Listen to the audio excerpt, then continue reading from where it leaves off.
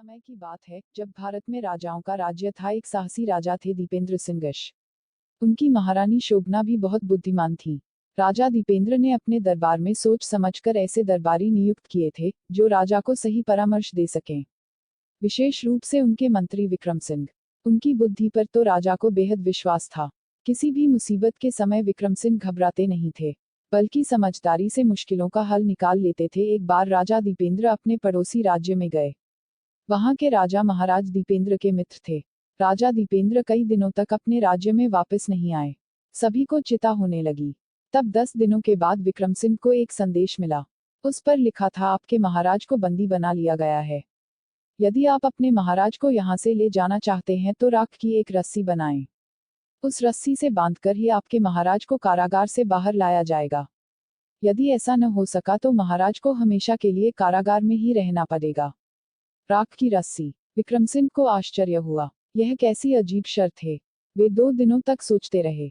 आखिर उनकी बुद्धि ने एक उपाय सोच ही लिया और वे पड़ोसी राज्य में पहुंच गए।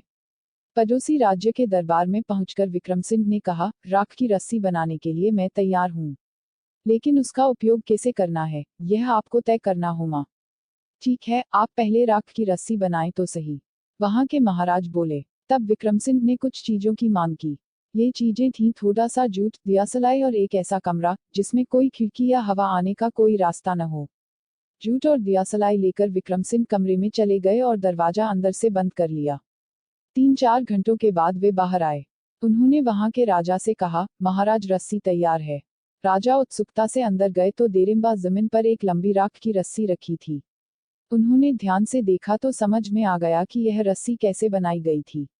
असल में विक्रम सिंह ने पहले जूट से एक रस्सी बनाई, फिर उसे जमीन पर लंबा करके फैला दिया। अंत में उन्होंने रस्सी के एक सिरे पर आग लगा दी। धीरे धीरे रस्सी को जलाती हुई आग आगे बढ़ी।